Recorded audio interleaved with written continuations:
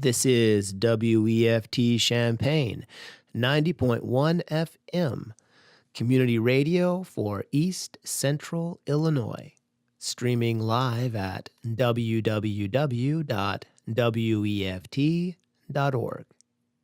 The views and opinions expressed here are those of the speakers and do not necessarily represent those of WFT, its board of directors, associates, its station manager, or Prairie Air Incorporated. The following program is pre-recorded and consists of two parts. The first part is a rebroadcast of a program first aired in 2011.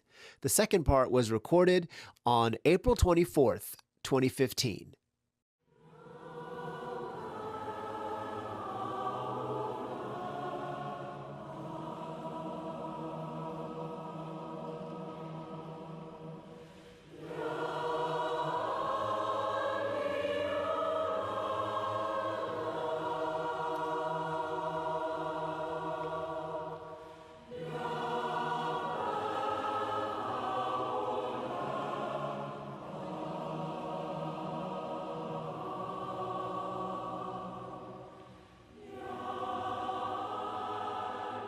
Welcome to Weekend Heartbeat. I'm Sean David, and this is a new lamp.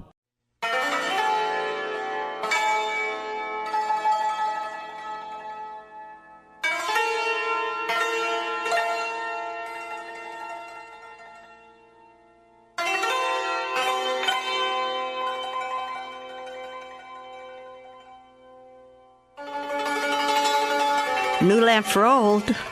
New lamp for old. Remember how Aladdin headed out to get oil for his mother's old dented, tarnished lamp?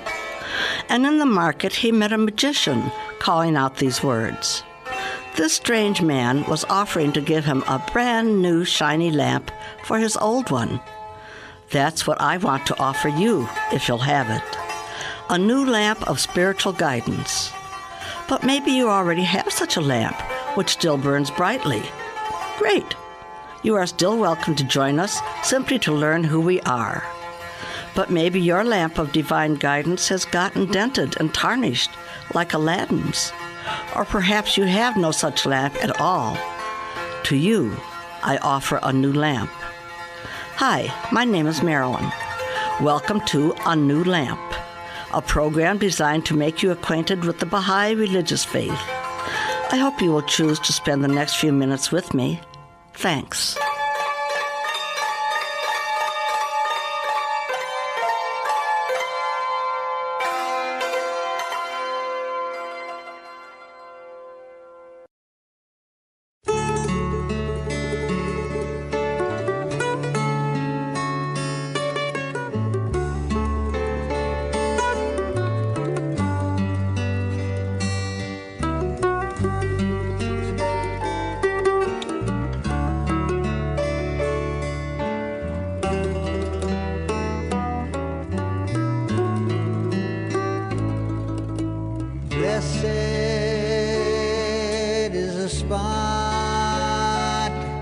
And the house and the place and the city and the heart and mountain and the refuge in the cave and the valley and the land, the sea and the island and the meadow. Their mention of God hath been made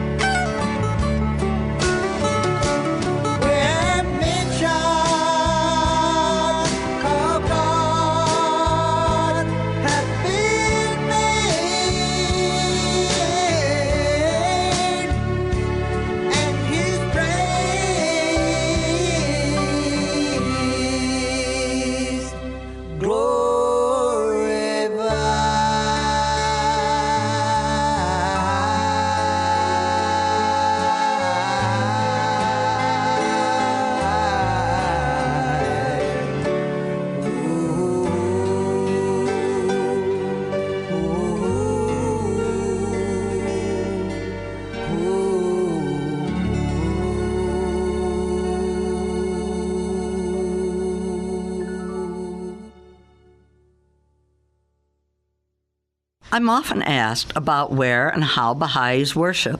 The where of the question depends on the area in which you are located. I am an isolated believer, so I must travel to other towns where there are Baha'is living. If an area has only a few believers, worship takes place in their homes, just as the early Christians did. Larger communities, such as Peoria, Rockford, Champaign, have Baha'i centers. Keep in mind, the faith is only 168 years old. Actually, we have made a great deal of progress in such a short time. We anticipate a day when each town will have its own house of worship referred to as Mashriq al-Azakar, or dawning place of the mention of God. At this time, there are 7 such temples on 7 continents, and a new one being built in Chile. Some of you may be aware of the one for the North American continent, which is right here in Wilmette, Illinois. It was among the 7 places in Illinois to be voted the 7 Wonders of Illinois a few years ago. All are welcome to enter its doors, whatever your religious faith. It is a place of worship for all. Its doors are open daily. Short devotional programs are held daily, and holy writings from different faiths are read. On Sunday, the choir also sings at the 12:30 program. We do not have a designated day of the week for worship, but have what is referred to as the 19-day feast. Though called a feast, it is more specifically a feast of the Spirit. It is a 3-part program. The first part is the devotional time when Baha'i writings and prayers are read, and music is often incorporated. The second part is administrative, where the community consults on projects, problems, or needs of the Baha'i community. We also join with other faiths in our area for programs or projects whose purposes and values match the Baha'i faiths. The third portion is social time with refreshments and a joyful time of being with fellow Baha'is. We do not have clergy. All members are on an equal footing, and all are expected to teach the faith without attempting to proselytize from other religions. We are to be friends with people of all faiths. Most importantly in our worship is that of private worship. Each one is to study the writings individually in one's own home and read at least a small amount of the writings in the morning and evening. Independent search for truth. In areas with Baha'i centers, some groups take advantage of the culture of Sunday school for teaching children's classes and study groups. The daily things required of us, besides the reading of Holy Writ, are these: to say Allahu Akbar 95 times. This means God is all glorious, along with the phrase Ya Baha'u'llah, thou glory of the all-glorious. These refer to Baha'u'llah. The phrase Allahu Akbar is also used as a greeting among Baha'is. Most of us have prayer beads for the use of saying these. In the Arabic language, each letter of the alphabet has a numerical value. The number 9 equates to Baha, and the symbol of the faith is a 9-pointed star. Between the ages of 15 and 70, obligatory prayers to be said daily. There are 3 choices the individual may decide to use. The long prayer is to be said daily. If the choice is the medium prayer, it is to be said 3 times daily. The third choice is the short prayer to be said at or about noon. Also to be observed during these years is fasting for 19 days before the Baha'i New Year. If possible, each Baha'i should go on pilgrimage to the holy shrines at the Baha'i World Center in Haifa, Israel. I had the wonderful fortune to do so in 2009. I hope you will try to go to see the Baha'i Temple in Wilmette if you have not already. It would be worth your while just to see both the physical and the spiritual beauty of it. Please address any questions or comments to me at anewlamp@yahoo.com.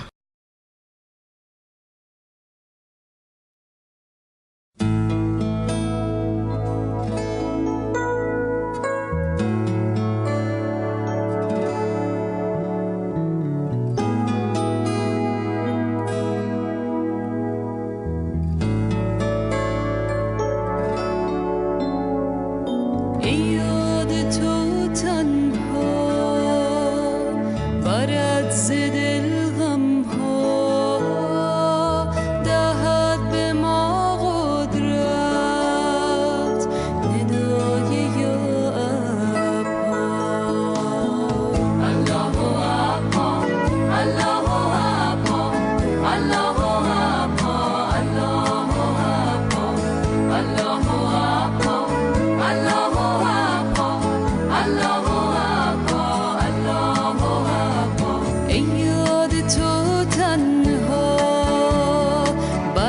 برد ز دل غم‌ها دهد به ما قدرت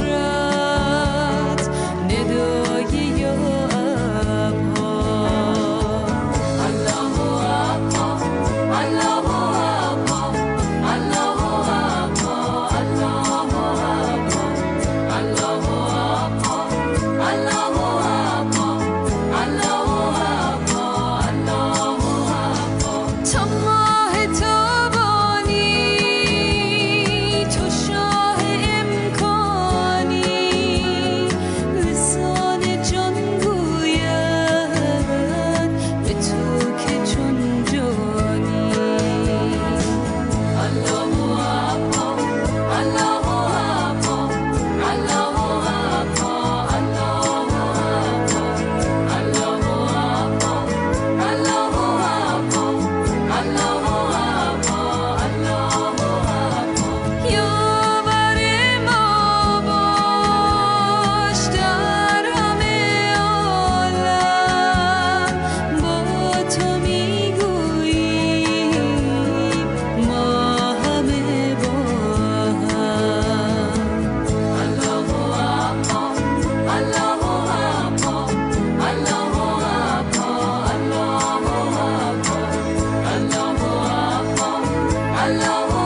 ابها الله ابها الله ابها ای یاد تو تنها برد ز دل غم‌ها دهد به ما قدرت ندای یا ابها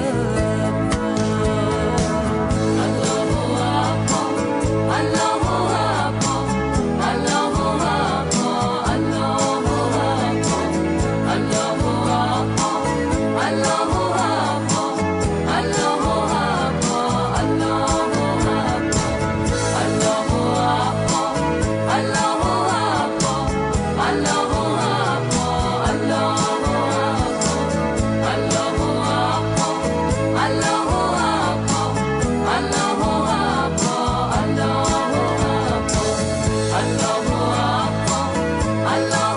الله ابها الله ابها الله ابها الله The first duty prescribed by God for his servants is the recognition of him who is the dayspring of his revelation and the fountain of his law, who representeth the Godhead in both the kingdom of his cause and the world of creation. Baha'u'llah.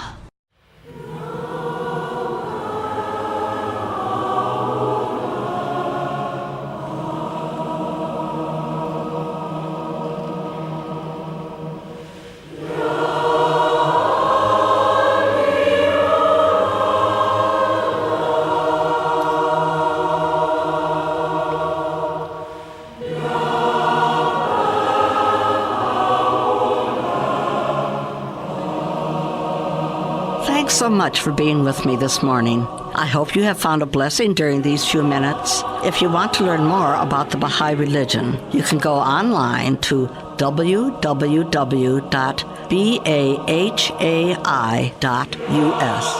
To contact me, my email address is anewlamp@yahoo.com.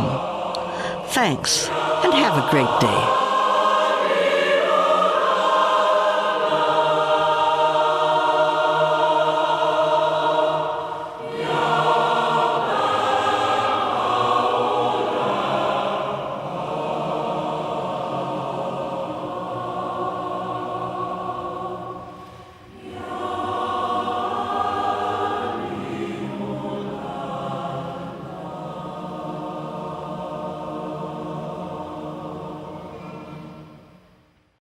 Welcome to the May broadcast of A New Lamp. This month we will actually have 2 programs, as May has an extra Saturday. So expect to hear us again on May 30th. We have the good fortune today to have a very special guest in Frances Worthington, who is an author as well as a Baha'i. Our guests are usually from the local community, But we were able to take advantage of the fact that Frances is in town for a family occasion. Frances, welcome. Well, I'm so glad to be here. Well, it's a real treat for us to have you here today. Good to meet you, Francis. Well, Sean, I'm glad to meet you too. I must say, I was a DJ in college, and so radio has always been dear to my heart. So I'm thrilled you guys have a radio program. We're having a lot of fun with it. Before we go on to discuss the books you've written, can you fill us in a little bit about yourself? Let the listeners learn a little bit about who you are, family background, whatever you feel inclined to tell us. Well, sure. I'm a grandmother. I have to start with that, which of course means I'm also a mother. My husband and I had 2 children, and then our daughter has 2 sons, she and her husband, so that makes me the grandmother that I am today. A lot of fun bringing up children, I think, all the way along, both the children and the grandchildren. But I went to college at Duke University, met my husband there. Then I got a master's in library science and put him through medical school, and he's still a practicing cardiologist. So that's a little of our background. We live in South Carolina. Ah, that's great. It's a great state. You know, you talked with such joy about your grandchildren. Somebody gave me a pillow one time that said, if I had known his grandchildren were so much fun, I'd have had them first. There is something in that. We have noticed as we have guests in that, and well, actually, I've noticed as I have met Baha'is over the years, there are so many interesting stories about how people became Baha'is. For Sean, he grew up in a Baha'i family. For me, I never heard of the faith until I was 70 years old. Can you tell us a little bit about your Baha'i history? Well, sure. I think I probably have more in common with Sean because I grew up in a Baha'i family. My parents became Baha'is before they met, which was in the late 1930s. My mother was originally from right here in Champaign-Urbana, went to Urbana High School, but then she went to New York to study cello and do some acting, and that's where she really began studying the Baha'i faith and became a Baha'i. And her mother also joined the Baha'i faith shortly after that. And later on, her sister, Portia Smith, who recently died here in Champaign-Urbana, which is, of course, is why I'm here for a memorial service. Right. So there are a number of Baha'is then on that side of the family. And then, as I said, my father had become a Baha'i. He was living in Boston at the time, and through a family friend became a Baha'i. So by the time I was born in 1946, they had been Baha'is for several years and, of course, began raising me as a Baha'i. Sure. But by the time I got to high school, I began questioning, as kids do, whether or not this was something I really wanted to believe in for the rest of my life. And of course, Baha'is are encouraged to do independent investigation of truth. Absolutely. So I decided to take that pretty seriously, and I thought, really, my life would be easier, too, if I weren't a Baha'i, because it's difficult to be something that's an extreme minority. And it was a super extreme minority when I was in high school because there were only about 10,000 Baha'is in the United States, and there were no other Baha'is in the small town in Tennessee where we lived. In fact, some of my friends' parents had forbidden my friends to talk to me because I was a Baha'i. But luckily, they were courageous enough to say, well, no, that's ridiculous. We're going to talk to you anyway. Right. So I was not ostracized, which I'm very thankful for because I do know of other people who were ostracized in small towns simply because their parents belonged to a strange religion. But I began studying the Baha'i faith, and the more I studied, the more I fell in love with it, the more I couldn't see any other answer that made sense. Yes. And so that's when I decided to sign a card that says I wanted to be part of the Baha'i community. I was 16 at that point in time, and now I'm a good bit older. But that's my story. Oh, that's wonderful. That's wonderful. So you have written a book called Abraham, One God, Three Wives, and Five Religions. How did you come about writing this book? Well, embarrassingly, it started with a question that I could not answer. And the question came from a 14-year-old. He was in a class I was teaching about different religions and asked me some complicated detail about the lineage of Muhammad, which I couldn't answer at that point. And so I went home and looked it all up, tried to make a chart of what he wanted to know, came back the next week and figured that was it. But it turned out that wasn't it because somebody else had heard me giving the explanation and invited me to come and do a class on that very topic for the adults. Oh, my. I know. That was a bit of a surprise. Oh, wow. So I did that class, And again, figured I was done. But a few weeks later, a speaker did not show up at an Interfaith Forum meeting. Now, I was chair of the Interfaith Forum in Greenville, South Carolina at that point in time, and I thought, oh goodness, people have showed up, and now our speaker is not coming. She had gotten mired down in the fog in the mountains as she was coming toward Greenville, and so she wasn't going to make it on time. So I desperately said, well, look, here's what I've learned lately about the lineage of Abraham and how it relates to the Baha'i faith. So it might be something interesting. So I did 15 minutes just to do a program. And again, thought that that was it. But afterwards, a rabbi asked me a very difficult question that, again, I couldn't answer. So I began researching it.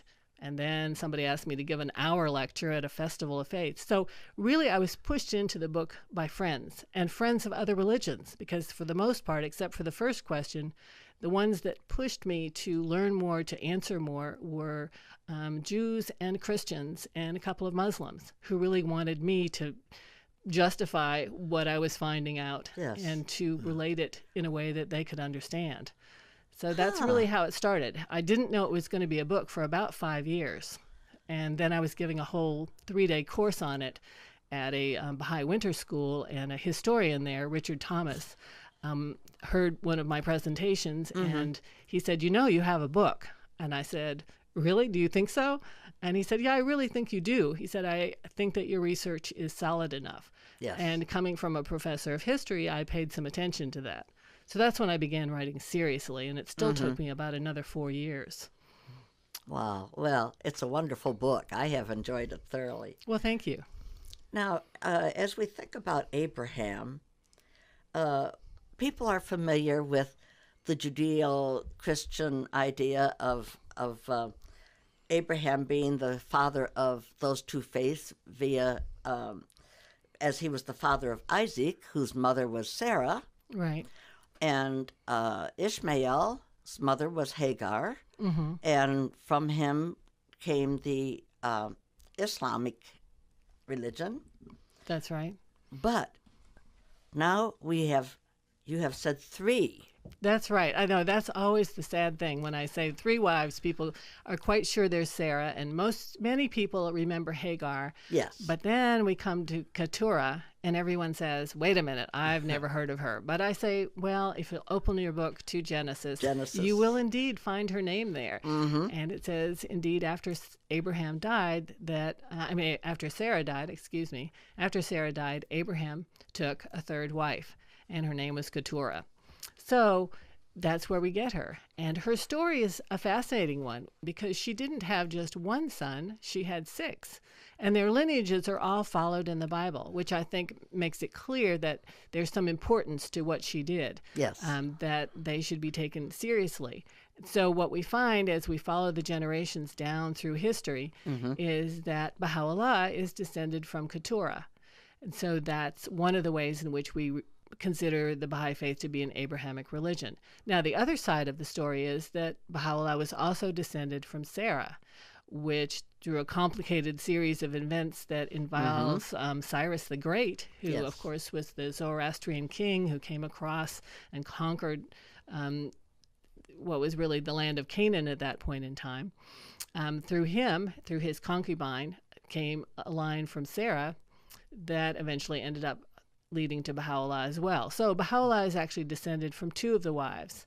Now, what we know from modern genetics is that actually all of us are probably descended from all of the wives, because that's the way genetics go. So in a way, there's no tail at all. But on the other hand, it's fascinating that families from generation to generation kept track of from whom they had descended. And so when you go and look at the families who claim that they've descended from Sarah or from Hagar, the tribes that were associated with descent from Keturah, you realize how important it's been to people down through the ages to at least have this feeling that they directly connected to a link in the past. So on the one hand, it doesn't matter at all, and on the other hand, it is a fulfillment, really, of the prophecy that Abraham would be so important to all of us, that the whole earth would be blessed through him. Right.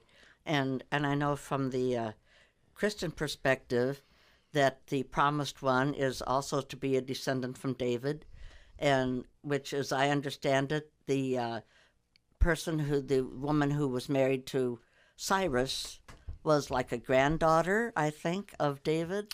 She was a descendant of David. That's right. It was Rahab was her name. She was taken as a consort, really, of Cyrus the Great. And her brother, Zerubbabel, was sent back to supervise the erection, the rebuilding of the temple in Jerusalem. Yes. But Rahab decided to stay with Cyrus. And so their son ended up being the progenitor of a line of Sasanian kings. And it is from that line that Baha'u'llah descends. So then that all traces back, as you said, through Rahab to David. Isn't it fascinating? It's overwhelming. I need a chart in front of me at all times. I tend to lose my way. There's a book that was written by a man here in Illinois, Phil Turner, who he has an outline in the back of his book of these descendants from Abraham. And it is really so fascinating. But truly people who are looking for proof that Baha'u'llah is who he says he is, this is important. That's right. For some people, it's extremely important. For other people, they feel that really the spiritual nature of Baha'u'llah's message is what's important. So I think we all have things that fascinate us. But there's no arguing with the fact that we all are interested in who our parents were and our grandparents and our great-grandparents. And so, yes, if we can trace the messengers of God back to certain lineages, it becomes this fascinating, I call it a soap opera, a spiritual soap opera that we've all been watching for about 4,000 years now. And all those begats in the Bible have a reason for being there. That's the fascinating thing, isn't it? They do have a reason, and as we Boring begin as they are. Yes. Well, they are boring until you realize that they really lead to the other faiths. Yes. That they weren't just ends in themselves, that certain of those begats lead to Islam, and some of the other begats lead to Baha'u'llah and to the Bab. So I think that's the fascinating thing, as you say, that we find that these begats from a couple of millennia ago actually are coming to fruition at this point in time. Right. Yeah, interesting stuff. We never know in our own lineage what will my place in history be somewhere down the way. Insignificant at the moment, but who knows what the future holds in each of our lineages, you know? Well, it's terrifying. Sometimes I found out recently that I'm descended from the brother of one of the witches who was killed at Salem. Oh, wow. She was the last witch killed. Her name was Rebecca Nurse, and she's the one about whom the play The Crucible was written. Really? Really. So, and I didn't realize that until just very recently when I was going through some family things with one of my cousins. And he said, "Oh, by the way, do you know the story of?" And I said, "No." So there's, okay, we took care of 3 wives. Now, 5 religions. Okay, we're talking about Christianity, Judaism, Islam, the Baha'i faith. Now, we say there are 5 religions, and that 5th religion, I have a feeling you probably get questions about that. Well, I do. Most people have not really heard of the Babi faith because its period of time was so short. The Bab really played the same role in the history of the Baha'i faith as John the Baptist played in the Christian faith. Right. The difference being that the Bab actually founded a new religion whose whole purpose was to recognize the next messenger of God who would come very, very soon after the Babs died.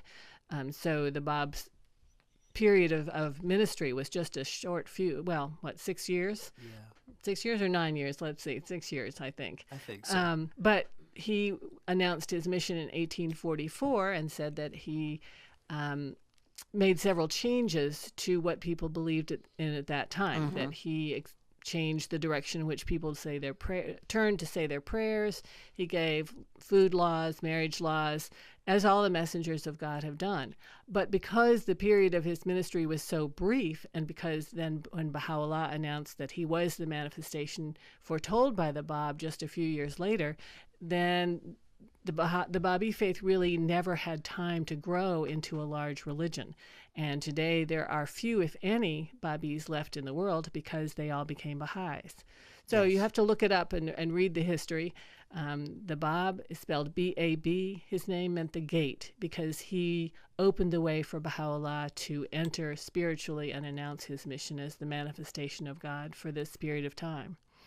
Well, and, I was thinking today about this, that, as you say, in a sense, he takes the same place as the forerunner, as John the Baptist to Christ. And yet Baha'u'llah made very specific emphasis on the importance of the Bab's role, that he was a manifestation, and that should not be downplayed in any way, and to the point where Baha'u'llah determined where the body of the Bab should be laid to rest, which is on Mount Carmel in this beautiful, beautiful temple shrine, because to him this was important. When you go to Haifa, you can see that just immediately, whereas actually Baha'u'llah's shrine is in a more obscure place in a building that originally had been a house. And so it's interesting, the emphasis that Baha'u'llah made on the Bab, that we not forget his importance, his role as a manifestation of God. So, I got to thinking about that today as I was thinking about talking to you this evening. So, yeah, we really have to keep in mind that this fifth religion is important, even though it was brief. Without it, we would not have the Baha'i faith. That's true, yeah. And it's fascinating to realize that if you want to read about what happened to the Bab and to his followers, you can do so in the newspapers of the time. Because after the Bab announced his mission as a messenger of God and people began turning to him for spiritual guidance and became followers, it happened so rapidly and grew in such great numbers that the clergy became outraged in Iran, and well, in the Ottoman Empire at that point in time, but in the area that we now call Iran, and began persecuting the followers of the Bab. Many of them were jailed, others were tortured, numbers were killed, perhaps as many as 20,000. And so you can go back and read in the London papers, in the Australian papers, reports from foreign correspondents about what is happening, the atrocities that are happening in this new religion. And I think that's so interesting that we actually now have the reports of other independent observers starting in the 1840s about what's going on in the rise of a new religion, something that we really don't have for any of the previous religions in the same way. That's right. As I recall, there was an article that was written after the death of the Bab, after he was killed, that there was one of the actresses that was well known at that time actually wanted to put on a play about him. I don't know whether that actually came to be or not. We're talking about Sarah Bernhardt. That's right. Yes. Yes. I had heard that too. It never happened, but yes, she was entranced by the story. Had you heard that, Sean? No, I never heard that before. Yeah. Well, two of us have read it somewhere. We'll have to look it up and see if we're right. But as you say, we live in a day that even then, 172 years ago, that there were people from Europe there witnessing these things and writing about them, so that we can go back. And that is just a fascinating thing, that this is all where we can see pictures, we can see what people saw and wrote about it at the time. And so that's really fascinating. So you've written other books also, haven't you? Well, I have. I started out, as I mentioned earlier, I think that I used to write about gardening for the local newspapers. So I did one book on gardening, which was a month-by-month guide to what to do in our particular climate, which is a Zone 7B for all you gardeners out there, where we can grow gardenias, yes, and camellias. And that was published by the newspaper and became a bestseller as among garden books in South Carolina and parts of North Carolina and Georgia. So that was a lot of fun. But then after I stopped writing, after 20 years, I stopped writing for the paper. I finally decided I didn't want to write about another marigold, and I was done. No more daisies for me. Then I started looking at other things, and that's when I began writing the book about Abraham. And after that, I also wrote a book called Baha'i Basics, which is questions and answers. Because as I mentioned, when I was in high school, I was the only Baha'i in town. And when I went to college at Duke University, I was the only Baha'i on campus, except I think when I was a junior, one other Baha'i joined the crowd, as it were. So there were two of us. And so What a crowd. That's right. So then we were always answering questions. You can imagine, what about this? Well, what about that? Well, what do you think about this? So I wrote Baha'i Basics out of all the questions that people have asked me. And of course, as I wrote it, I thought, well, I'm so glad that people asked me all those questions because now I have a book to write. Yes.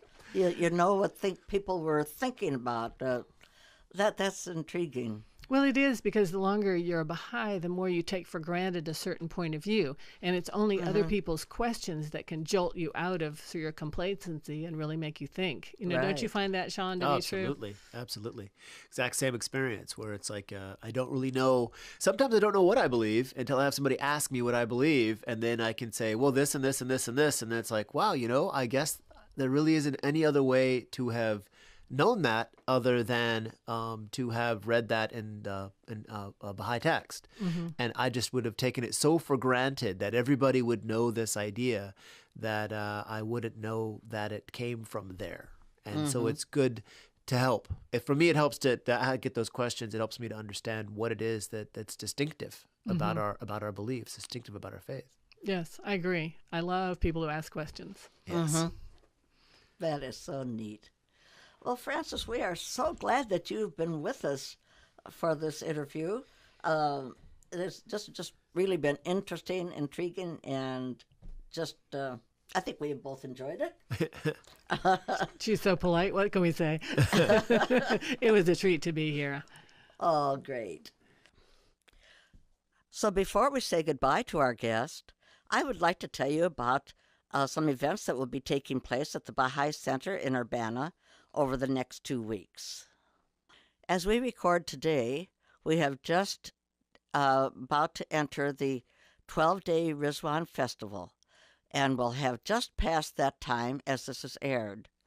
Before our May 30th program, the Baha'is will have observed the Declaration of the Bab on May 23rd and the Ascension of Baha'u'llah on May 29th. I want to make a little explanation here. The Baha'i use of the word ascension does not imply the physical ascension of the body, but the ascension of the soul at the time of death. Other events at the Baha'i Center in Urbana: Sunday morning devotional services are 10:30. On the fourth Sunday of each month is game day, which is also a potluck, and then playing games in the afternoon. At 7 o'clock on Tuesday, Joan Mills leads the prayer time. Is there anything else anybody can think of coming up over these next few weeks that we need to announce? So, Francis, thank you so much for being here with us today. This has just been really intriguing to hear about the book and your experiences as a Baha'i. Well, I've been glad to be here. And as we've mentioned so many times in this program already, thank you for asking me questions because I love them. One more time, what is the name of your book? It is Abraham, One God, Three Wives, Five Religions. By Frances Worthington. Oh, yes, that woman. I know her. Okay. We will be reading from the Baha'i writings as we finish off the program. Hope that you will join us in that. Oh, well, thank you. I'd love to.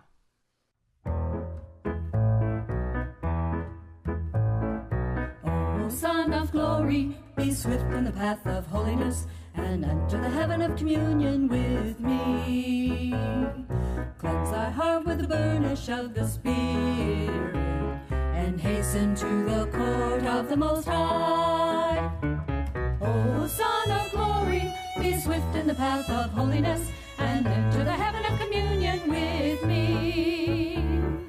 Cleanse thy heart with the burnish of the Spirit, and hasten to the court of the Most High.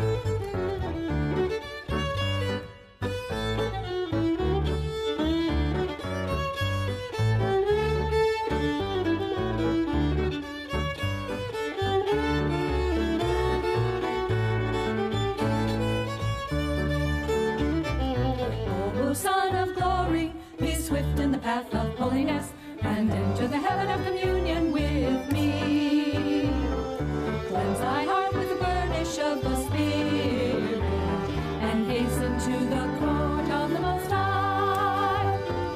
O Son of Glory, be swift in the path of holiness, and enter the heaven of communion with me. Cleanse thy heart with the burnish of the Spirit, and hasten to the court of the Most High.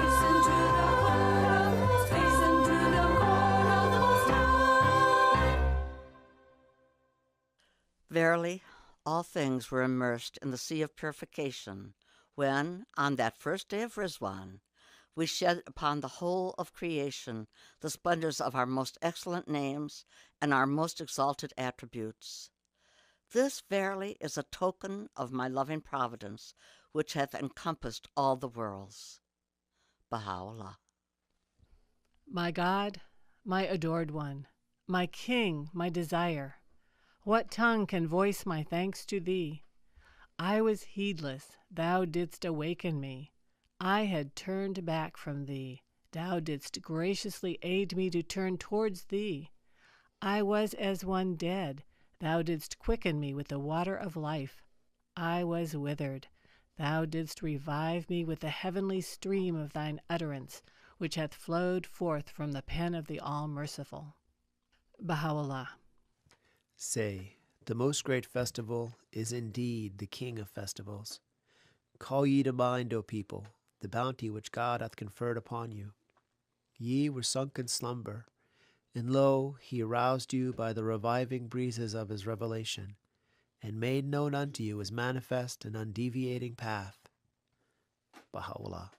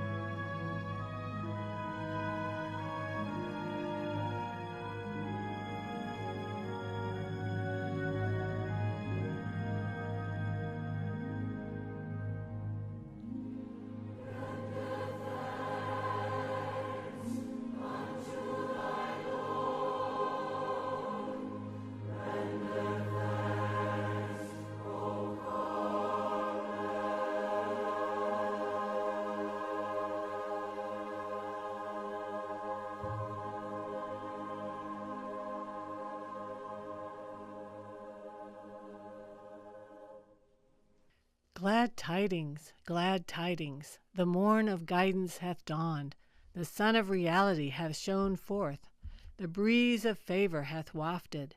Glad tidings, the sun of the supreme horizon hath radiated to all the world with boundless effulgence. Glad tidings, the hearts are all in the utmost purity. Glad tidings, it is the splendor of His Holiness Baha. Glad tidings, Zion is dancing. Glad tidings, the kingdom of God is full of exhilaration and commotion. Abdul-Baha. This is the day whereon the ocean of God's mercy hath been manifested unto men, the day in which the clouds of His bountiful favor have overshadowed the whole of mankind. Now is the time to cheer and refresh the downcast through the invigorating breeze of love and fellowship, and the living waters of friendliness and charity. Baha'u'llah. Arise and proclaim unto the entire creation tidings that He who is the All-Merciful hath directed His steps toward the Rizwan and entered it. Guide then the people unto the garden of delight, which God hath made the throne of His paradise. We have chosen thee to be our most mighty trumpet, whose blast is to signalize the resurrection of all mankind. Baha'u'llah.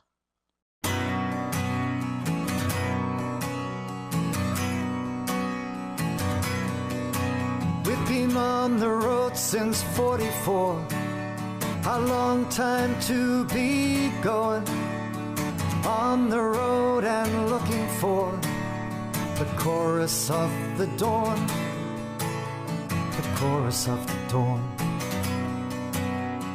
Armed with only gentleness, calling day and night, guided in the wilderness by a pen dipped in light, by a pen dipped in light.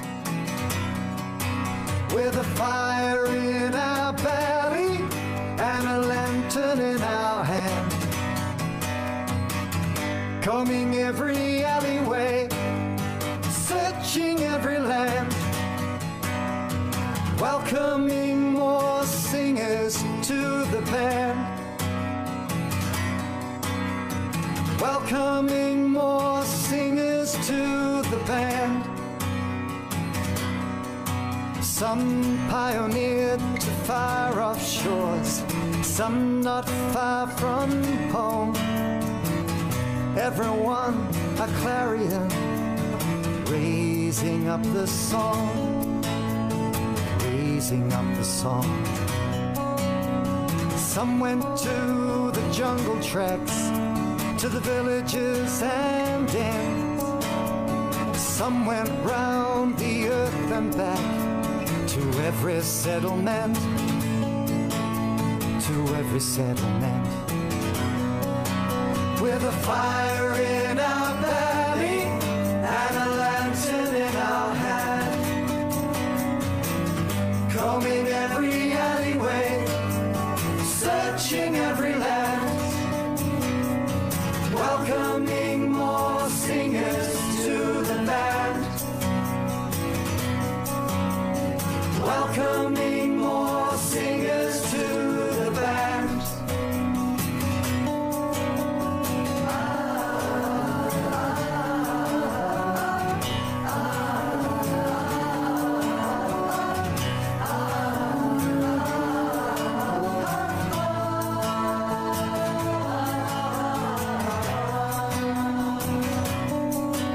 We've been on the road since 44.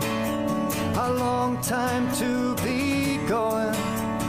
You might think we're slowing down, but we've only just begun. We have only just begun. We got a fire in our belly and a lantern in our hand, combing every alleyway, searching every land, welcoming more singers to the band,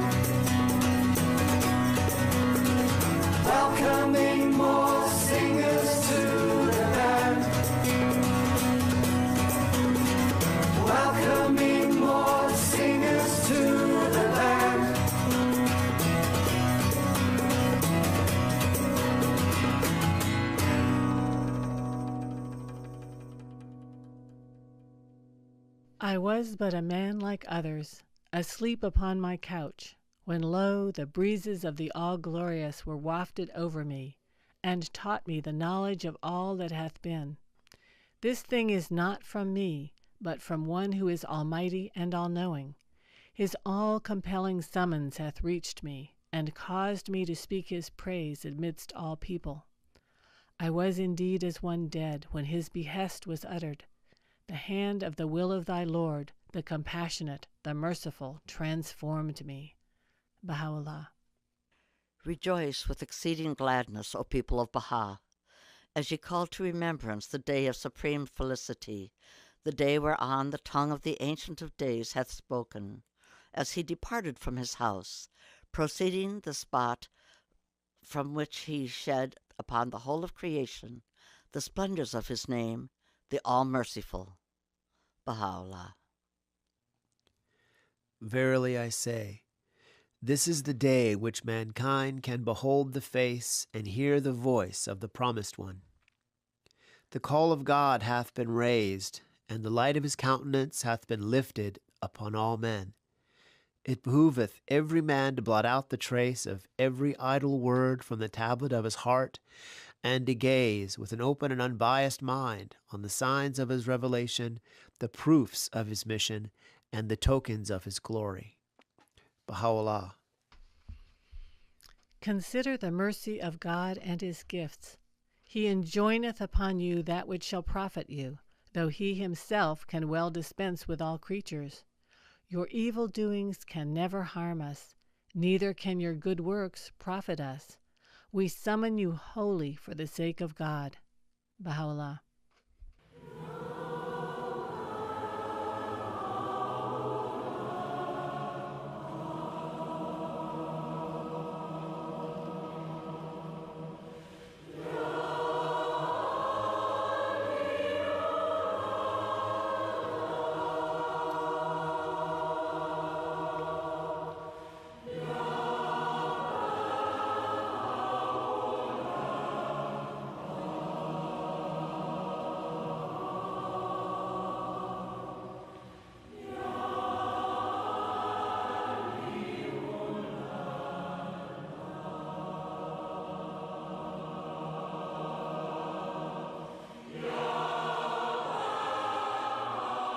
To find out more about Baha'i events taking place in Champaign-Urbana, or if you'd like to listen to previous New Lamp programs, you can go online to www.cu-bahai.org.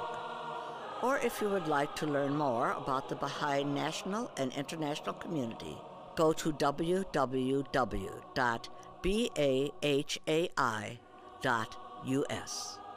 Thank you again for joining us today. I hope you'll join us again next month. Goodbye.